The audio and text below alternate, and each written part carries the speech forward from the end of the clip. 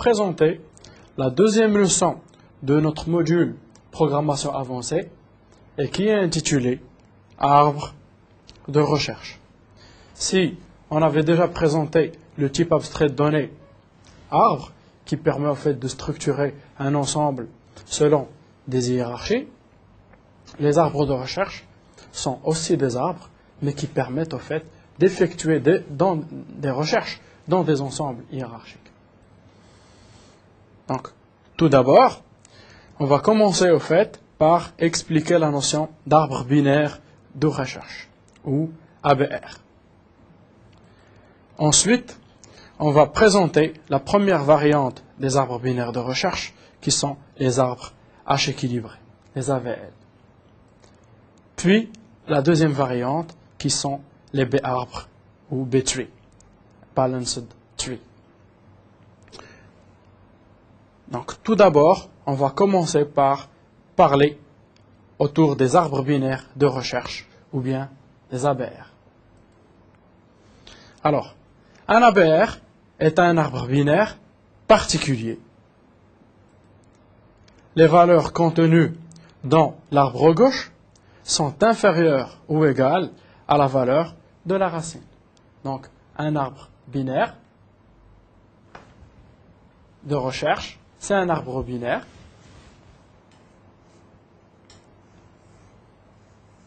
tel que chaque valeur au niveau de l'arbre gauche est inférieure ou égale au fait à V. Et chaque valeur dans l'arbre droit est supérieure à la valeur de la racine. Donc, les valeurs contenues dans l'arbre gauche sont inférieures ou égales à la valeur de la racine, et les valeurs contenues dans l'arbre droit sont supérieures strictement à la valeur de la racine. Par exemple, ici, toutes ces valeurs sont inférieures ou égales à 50. Toutes les valeurs ici sont inférieures ou égales à 35. Toutes les valeurs ici sont supérieures strictement à 35. Et toutes ces valeurs sont inférieures ou égales à 50. Toutes ces valeurs de l'arbre droit sont supérieures strictement à 50. Et donc, c'est représenté sous forme d'un arbre binaire, comme on a vu, avec une certaine relation d'ordre entre les valeurs des nœuds. Donc, si l'on prend en fait cet arbre binaire de recherche, donc toutes ces valeurs sont inférieures ou égales à 11, et toutes ces valeurs sont supérieures strictement à 11. Et la propriété est respectée, bien sûr, pour chaque sous-arbre. Alors, le minimum, au fait, de cet arbre-là, c'est 5. Parce qu'au fait, il n'existe aucune valeur inférieure ou égale à 5, et 5 est inférieur ou égal à 8, qui est inférieur ou égal à 11, qui est inférieur strictement à toutes les valeurs de l'arbre droit. Et le maximum de cet arbre binaire de recherche, c'est 35.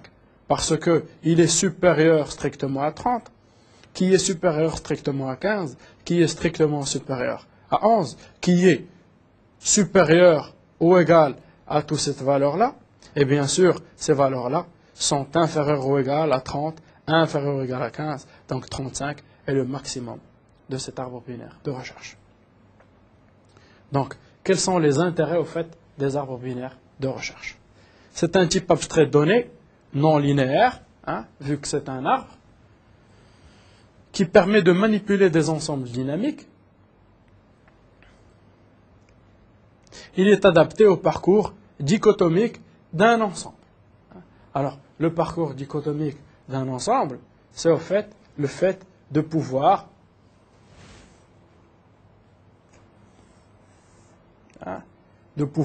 par exemple, si on veut rechercher un certain x dans un intervalle x1 à xn, on va essayer de le rechercher ici, sinon on va essayer de le rechercher là. Mais avant de faire ce choix entre gauche et droit, on va voir par rapport à la valeur de la racine. Si x est inférieur ou égal à la valeur de la racine, on va le chercher là. Sinon, on va le chercher là. Et donc, à chaque fois, en fait, on va découper en deux partitions, donc arbre binaire, hein, et de recherche parce qu'au fait, il va servir de rechercher un élément. Et donc, la dichotomie, comme elle est connue en mathématiques, c'est le fait, au fait de répartir un ensemble à chaque étape de recherche afin en fait de diviser pour résoudre cette recherche.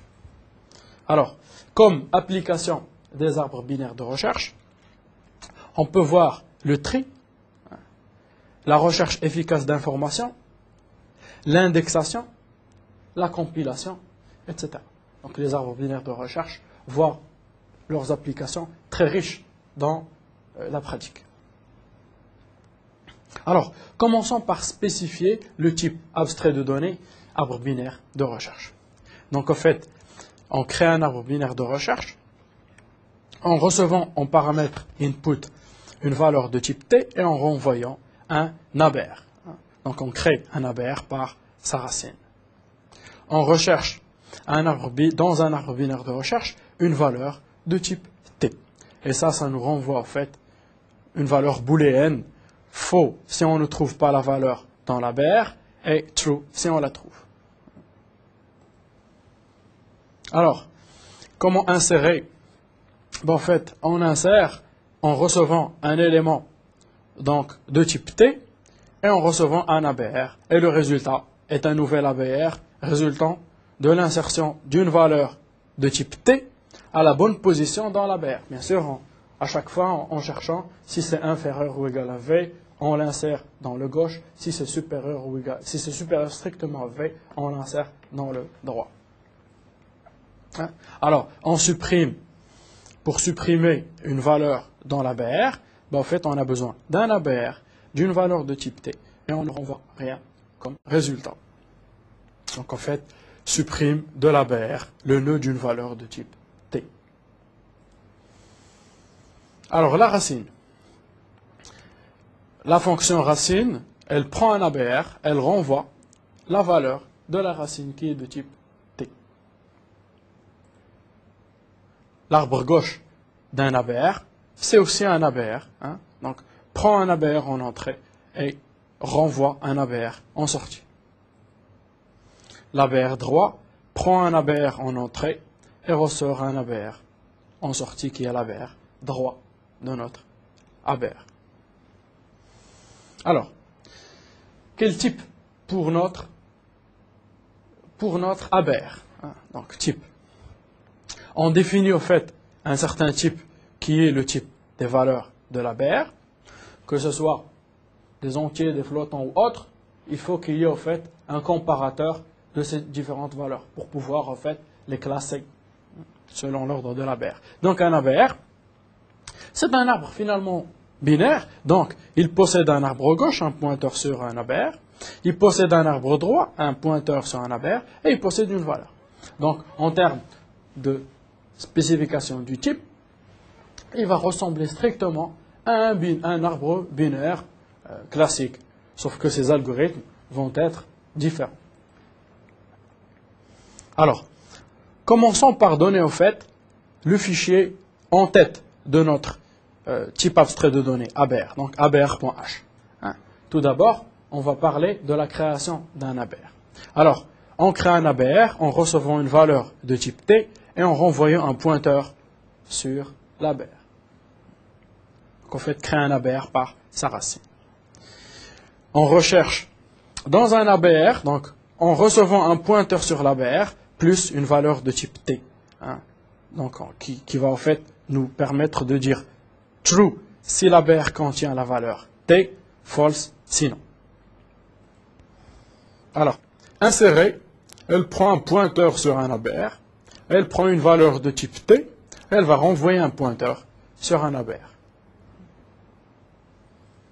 Alors, supprimer, elle prend un pointeur sur un pointeur d'un ABR et elle va en fait prendre elle va renvoyer au fait un pointeur sur un ABR. Elle va aussi prendre une valeur de type T. Donc elle supprime le nœud d'une valeur de type T de l'ABR. Racine, elle prend un pointeur sur un ABR et elle renvoie la valeur de la racine. Donc, arbre gauche, il va prendre un pointeur sur un ABR et va renvoyer le pointeur sur l'ABR qui est au fait l'ABR gauche de notre A. Arbre droit, de la même manière, il prend un pointeur sur un ABR et renvoie un pointeur sur un ABR qui est l'ABR droit. Alors, la fonction de recherche. L'ABR est un arbre binaire simple. Seulement, on lui ajoute une intelligence qui est, on recherche un élément d'une manière, en fait, bien ordonnée. Donc, rechercher une valeur V de type T dans un arbre, tout d'abord, on va tester si l'arbre vide, si A est un arbre vide. Donc, si A est un arbre vide, on va renvoyer false, c'est-à-dire en fait qu'on ne peut pas trouver une valeur dans un arbre vide. Maintenant, si la valeur de l'arbre est égale à V, donc la valeur passée en paramètre, en fait, on renvoie true. Donc on a trouvé l'élément. Donc on commence par chercher la valeur parmi la racine. Si on la trouve, tant mieux. Si V est inférieur à la valeur, qu'est-ce qu'on fait? On va rechercher dans l'arbre gauche la même valeur. Donc, si notre valeur, mettons là, c'est la valeur V, et là c'est la valeur au fait de la racine, si V est égal à la racine, on renvoie true. Si V est inférieur ou égal à la racine, on va faire un appel récursif de rechercher sur l'arbre gauche. Voilà, si c'est V inférieur à la valeur de racine, on effectue ça. On est sûr qu'elle n'est pas égale, parce que si elle est égale, on va renvoyer true. Donc on est sûr qu'elle est inférieure stricte, dans ce cas on la recherche dans l'arbre gauche. Sinon, en fait, si on ne la trouve pas dans l'arbre gauche, c'est qu'elle est peut-être, au fait, dans l'arbre droit. C'est-à-dire, au fait, si elle est inférieure à la valeur de la racine, on va retourner rechercher dans l'arbre gauche. Si rechercher dans l'arbre gauche, on renvoie false, on s'arrête. Okay. Si maintenant, elle n'est ni égale à la racine, ni inférieure stricte à la racine, donc elle doit être forcément supérieure à la racine. On va chercher dans l'arbre droit. Alors, la complexité de cet algorithme, elle est en moyenne à la hauteur de l'arbre. C'est-à-dire que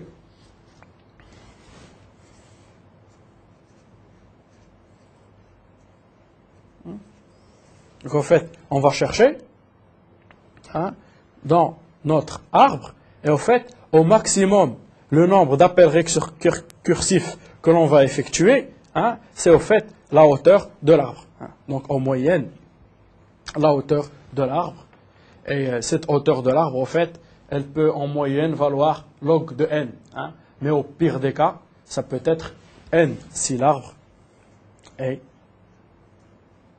on appelle ça arbre dégénéré. Donc ça, c'est pas un arbre intéressant en fait pour de la recherche. On va voir la notion d'équilibre par la suite. Donc en fait, on veut rechercher 21 dans cet arbre.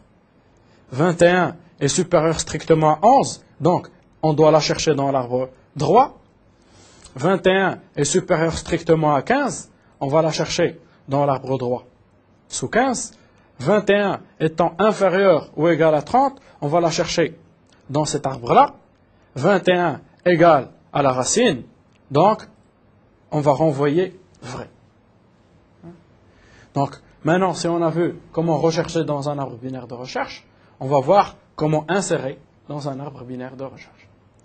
Donc de la même manière que la recherche, l'insertion va tester si notre arbre il est vide. Alors, s'il est vide, on va créer un nouvel arbre avec la valeur, avec comme valeur de racine la valeur passée en paramètre. Si maintenant V, la valeur, est inférieure ou égale à la valeur de la racine, en fait, on va faire une insertion dans l'arbre gauche, ok? Et au fait, notre arbre gauche devient en fait le nouvel arbre gauche avec insertion. C'est-à-dire qu'au fait, si l'on a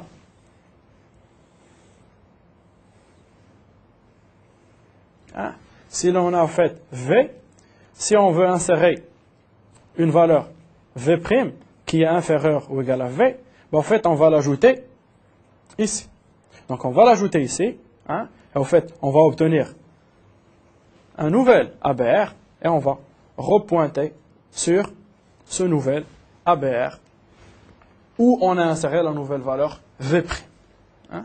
Donc, si la valeur est inférieure à la valeur de la racine, on fait une insertion dans l'arbre gauche, hein, et le résultat de cette insertion devient notre nouvel arbre gauche. Et on va retourner A, donc ce nouvel arbre. Si maintenant, c'est le contraire, c'est-à-dire qu'au fait, notre valeur V' est supérieure strictement à V, ben en fait, on va faire la même manière. On va l'insérer ici, hein, et notre nouvel arbre va être le nouvel arbre, en fait, gauche, qui est amélioré, qui est enrichi par V'. Est-ce que c'est ce que l'on fait ici? On va insérer V dans l'arbre droit de A. On va pointer au fait sur cette insertion, puis on va dire que notre nouvel arbre droit, c'est cette nouvelle insertion. Puis on va renvoyer A, donc le nouvel arbre créé à partir de cette, insertion. Alors, complexité en moyenne, c'est en haut de l'autre. Parce qu'en fait, on va chercher l'emplacement d'un élément dans l'arbre, et donc en moyenne, en fait, on va arriver à la hauteur de l'arbre, qui est, en fait, log de A.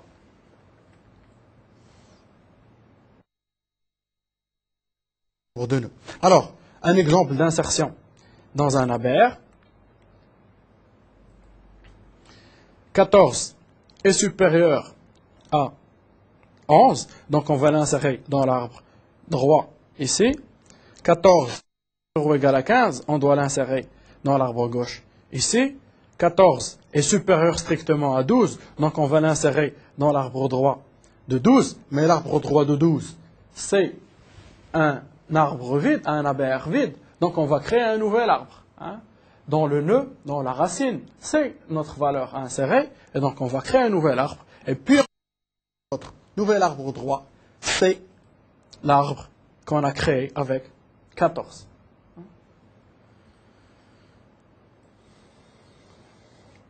Alors, la suppression est assez similaire à la recherche, à l'insertion dans un ABR. On va voir si on peut supprimer à partir de la racine, sinon on va supprimer à gauche ou supprimer à droite, avec une petite difficulté, quand il s'agit au fait de supprimer la racine, il faut la remplacer par une autre valeur qui vérifie les propriétés d'un ABR. Donc en fait, pour supprimer une valeur dans un arbre, là aussi on a pointeur, deux pointeurs, parce qu'on va faire en fait un free. Si notre arbre n'est pas vide, hein, donc si l'arbre est vide, c'est plus la peine de supprimer quoi que ce soit. Maintenant, si l'arbre n'est pas vide, alors si la valeur à supprimer est égale à la valeur de la racine, qu'est-ce que l'on fait? On va supprimer la racine de l'arbre. Donc là, en fait, on va appeler une fonction intermédiaire, auxiliaire, que l'on a nommée supprimer racine, afin de pouvoir supprimer notre racine de notre arbre. Hein? Si la valeur est inférieure à la valeur de la racine, ben, en fait, on va supprimer notre valeur dans l'arbre gauche de A. Et donc, on va sauvegarder cette suppression dans une variable sup, qui est un pointeur sur un ABR. Alors, et notre arbre gauche va devenir en fait sup, qui est la suppression. De la même manière que pour insérer une valeur dans un arbre droit, on a inséré dans l'arbre droit, puis on a dit que le nouvel arbre droit, bah, c'est l'arbre en fait où on a ajouté V'. Si maintenant on veut supprimer V', bah, on va dire que ça contient V'. Hein. On va supprimer V', on va obtenir un nouvel arbre où il n'y a pas V', et notre nouvel arbre gauche va devenir en fait ce nouvel arbre.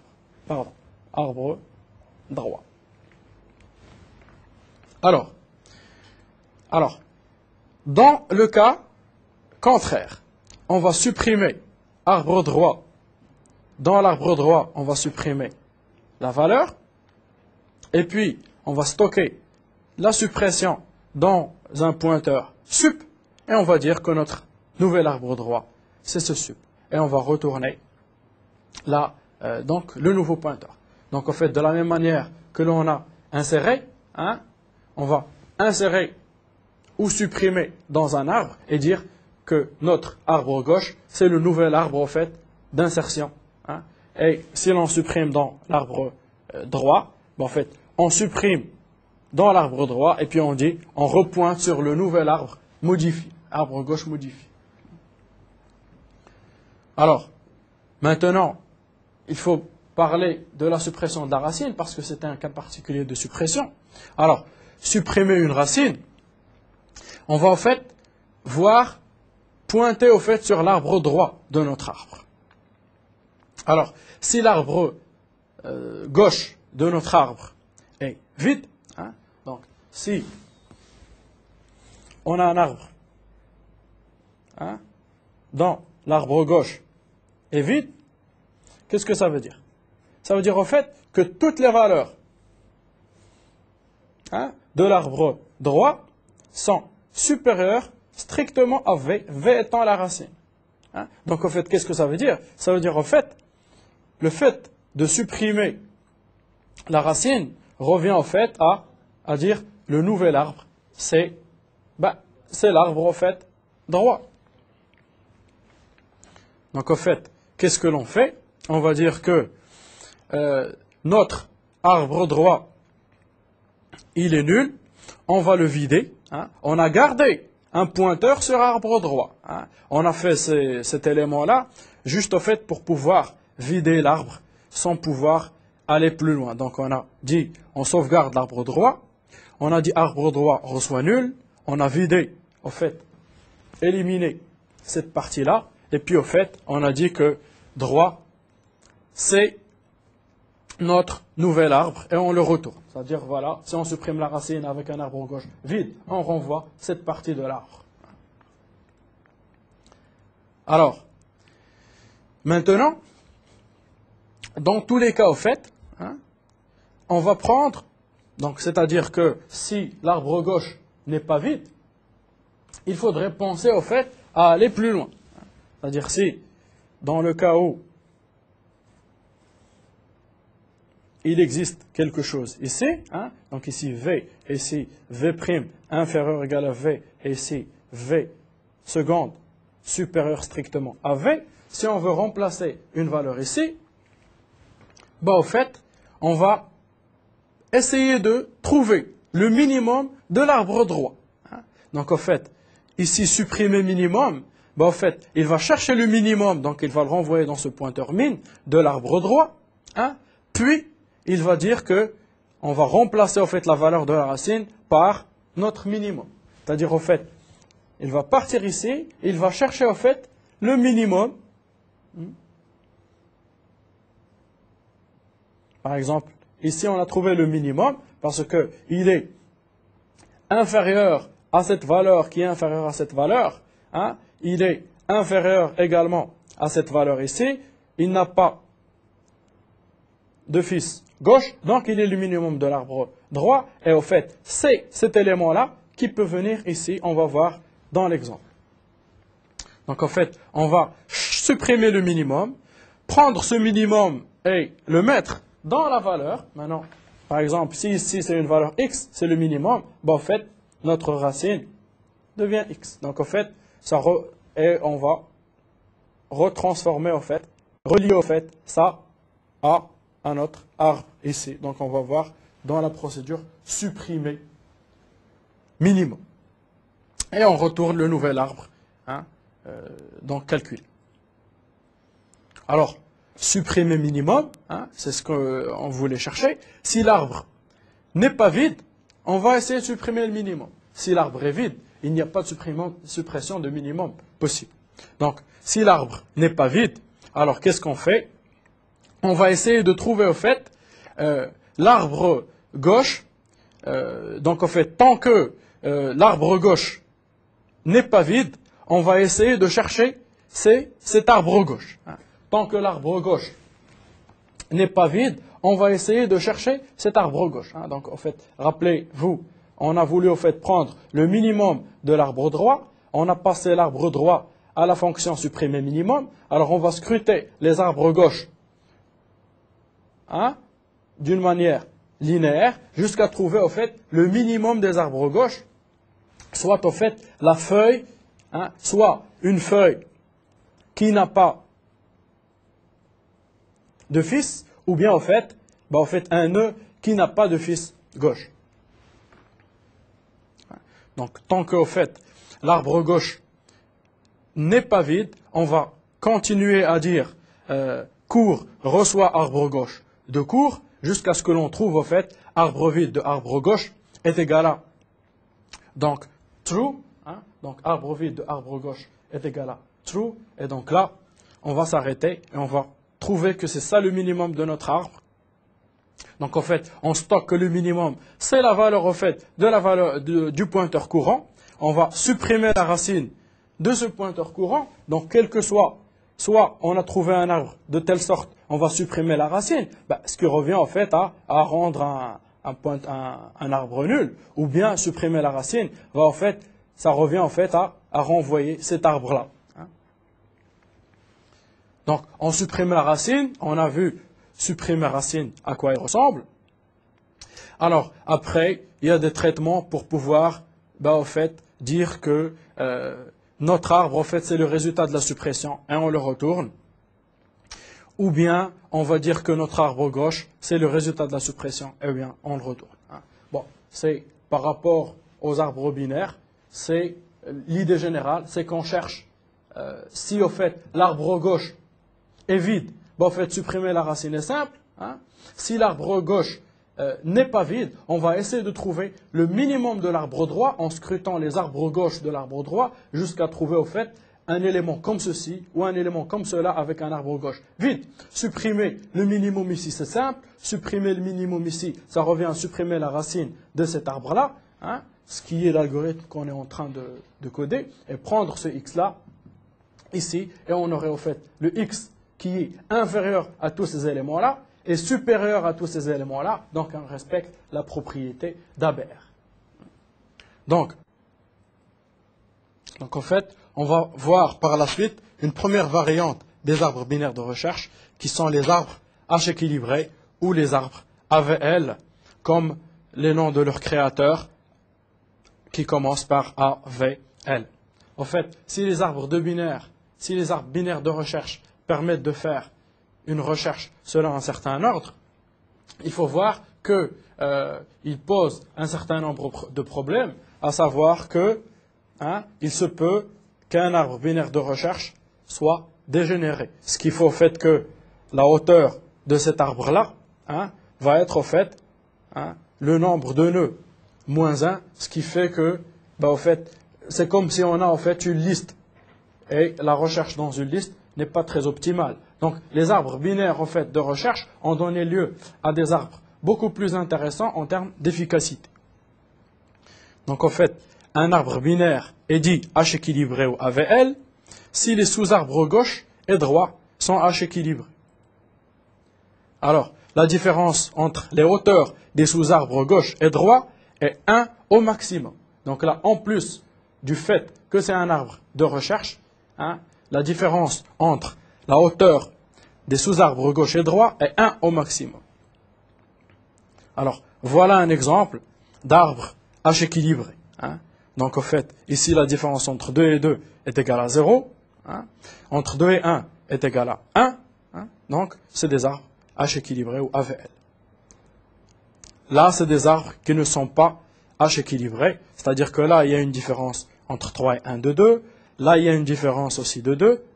Et là, en fait, il y a une différence de 3. Donc là, en fait, on remarque, ça peut être un arbre binaire de recherche, mais qui est au fait dégénéré. Donc, sous forme de chaîne de caractères, on ne peut pas faire une recherche efficace dans ce genre d'Haber. Donc, les AVL sont là, au fait, pour optimiser les recherches dans les Haber. Donc, l'intérêt des AVL, c'est rechercher, insérer et supprimer dans un AVR en O de H, où H est la hauteur de l'arbre. Donc là, c'est plus en moyenne, c'est la vraie donc, complexité au fait de la recherche, l'insertion et de la suppression. Alors, dans le pire des cas, l'ABR, donc l'arbre dégénéré, la hauteur d'un arbre est n, n étant le nombre de nœuds de l'arbre. Donc, si l'arbre est dégénéré, c'est comme une liste, donc la hauteur, c'est le nombre de nœuds. Les opérations de manipulation de l'arbre deviennent linéaires, de même performance que les listes chaînées. Donc, aucun intérêt pour avoir une notion d'hiérarchie. Donc, la solution, c'est pour éviter le pire des cas, donc l'arbre d'ABR dégénéré, on a besoin de pallier à l'aspect dégénéré des ABR en les rendant H équilibrés, AVL, dont la hauteur est de l'ordre au fait de log de n. Donc, on fera des recherches en log de n. Donc, le test d'équilibre, on ajoute au fait un prédicat AVL qui va prendre un pointeur sur ABR et qui va en fait nous renvoyer un booléen disant que l'arbre est équilibré ou pas. Alors, pour tester que c'est un AVL, comme sa définition l'indique, si l'arbre est vide, alors il est forcément équilibré. Sinon, on va tester que l'arbre gauche est équilibré, que l'arbre droit est équilibré, et en plus, selon la définition bien sûr, que la différence entre la hauteur de l'arbre gauche et de l'arbre droit est inférieure ou égale à 1. Donc, au maximum, une différence de 1. Donc, l'ABS, parce qu'on ne sait pas qui est supérieur à, quelle hauteur est supérieure à quelle autre. Alors, il y a 4 règles, au fait, d'or d'équilibrage. Au fait, si on a, en fait, un ABR avec, par exemple, avec des racines A, B, C, et ici, au fait, on a un nœud très lourd, bah, au fait, la règle est de, au fait, de le rendre comme ce schéma-là, où B devient la racine, A devient la racine de l'arbre gauche, C devient la racine de l'arbre droit, et au fait, ces différents sous-arbres, on va les structurer de la manière suivante. Donc, on va garder T0, T1, T2, T3, cependant, les racines vont changer. Si maintenant, la racine lourde, c'est au fait le fils droit de A, et on a une configuration telle que la suivante, on doit en fait aborder cette transformation où B devient la racine, C devient en fait la racine de l'arbre droit, A devient la racine de l'arbre gauche, et on va garder toujours T0, T1, T2, T3, où là il est équilibré, alors que là il n'était plus. Donc là, première règle. Deuxième règle, il existe encore 2 autres règles. Donc, de la même manière, on va voir que si c'est l'arbre gauche de B qui est lourd, bah, en fait, B reste toujours la racine et on va ordonner de la manière suivante pour le rendre équilibré. Maintenant, si c'est l'arbre droit de B qui est lourd, bah, en fait, toujours B va être la racine et cet arbre droit, on va le rendre en fait arbre gauche de C. Donc, la règle 3 d'équilibrage et la règle 4 d'équilibrage. Alors, si on a parlé d'arbre binaire de recherche et on a parlé d'arbre équilibré qui permet au fait d'avoir au maximum une différence de 1 entre les hauteurs des sous-arbres, là on va parler des arbres B-tree, donc balanced, qui offrent encore une contrainte supérieure aux AVL. Donc en fait, un B-arbre ou un arbre balancé est un arbre NR cette fois, généralisant les AVL, et dont toutes les feuilles sont au même niveau. Donc là, il ne s'agit plus d'avoir une différence au maximum de 1, mais il s'agit d'avoir tous les feuilles au même niveau. Donc les B-arbres sont la méthode standard d'organisation de fichiers pour les applications demandant des accès par intervalle de clés. Donc en fait, pour indexer nos clés sur nos disques durs, les systèmes d'exploitation utilisent les algorithmes de B-arbre, les bases de données, exactement pareil. Donc l'accès d'un B-arbre ressemble à celui d'un AVL, mais en plus efficace. Parce que là, les nœuds sont au même arbre, au même niveau. Hein. Donc, propriété, la racine d'un B arbre d'ordre M est soit une feuille ou possède au moins 2 enfants. Hein. Donc, c'est une règle. La racine d'un B arbre d'ordre M est soit une feuille ou possède au moins 2 enfants. Chaque nœud interne possède entre M sur 2, donc M étant l'ordre, ou bien M et M descendant. Hein. Donc, en fait, on va dire qu'au fait, chaque racine va être au minimum contenant M sur 2, donc descendant, ou M descendant. Et pas une valeur inférieure à M sur 2. Donc, toutes les feuilles sont au même niveau dans l'arbre. Par conséquence, il est H équilibré. S'ils sont au même niveau, c'est-à-dire que la différence elle est égale à 0, donc au maximum égale à 1. Donc, un arbre, un B arbre, donc un arbre balancé, est un arbre équilibré. La taille d'un nœud dans un B arbre est choisie de façon à correspondre à la taille d'un bloc sur le disque.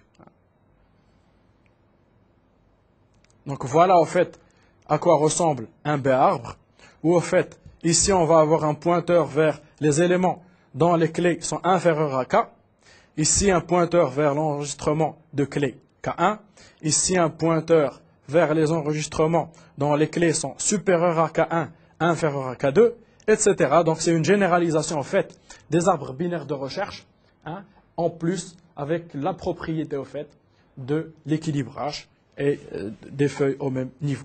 Donc KI, ce sont des clés primaires et PI des pointeurs vers les enregistrements de clés KI. Donc en fait, ça c'est un B arbre. Donc ici, toutes les valeurs inférieures à 24, ici toutes les valeurs supérieures à 24, ici toutes les valeurs inférieures à 33, ici toutes les valeurs entre 33 et 45.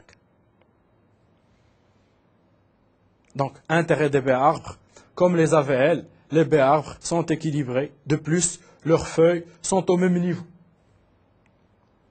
Les B arbres conservent les clés contenant des valeurs similaires dans un même bloc pour minimiser le nombre d'accès disques. Donc, en fait, en plus de l'équilibrage, on va essayer, au fait, de garder les éléments qui concernent des valeurs similaires, proches, dans un même bloc disque pour, en fait, optimiser l'accès disque. Et donc, intérêt pour les bases de données, pour les systèmes de gestion de fichiers. Les B arbres garantissent que tous les nœuds seront remplis au moins à un certain pourcentage de leur capacité pour optimiser l'espace disque utilisé et le nombre d'accès disque. Donc, en fait, on va faire une synthèse sur les B arbres. Donc, en fait, il existe des algorithmes à la fois de recherche, d'insertion, de suppression sur les B arbres qui ressemblent en fait aux recherches-suppression dans les ABR, mais en plus, il y a la propriété d'équilibrer au fait les contenus des racines. Hein. Donc, référez-vous à la littérature pour cela. Donc, en fait, pour la recherche, la récursivité exhaustive est en donc, log de n, donc m étant l'ordre du B arbre. Donc, traverser un nœud en O de m, vu qu'il contient au maximum m éléments, et l'accès au fait CPU en O de m log n, et bien sûr, il y a l'accès disque, vu qu'au fait, c'est utilisé pour les index sur le disque. L'insertion, en fait, il y a des partitions de nœuds selon une clé médiane pour essayer de garder au fait l'équilibrage, justement. Donc, toujours la notion de logarithme qui revient ici. Hein? Donc, l'accès CPU est en grand taux de m log de n et l'accès disque en log de n. La suppression, de la même manière. Hein? Donc, en fait, si l'insertion, il y a une certaine partition, dans la suppression, il y a une certaine fusion des nœuds. Et donc, en fait, il y a toujours la variante log de n qui revient avec en base m qui est l'ordre, etc. Donc, supprimer un nœud en coût constant, l'accès CPU en m log de n et l'accès disque en log de n. Donc, en fait, si on fait une synthèse de notre leçon arbre de recherche. Donc, tout d'abord, on a présenté des arbres binaires de recherche. Alors, pour plus d'informations, allez sur le site de Netuno et cliquez sur le lien Mednetu.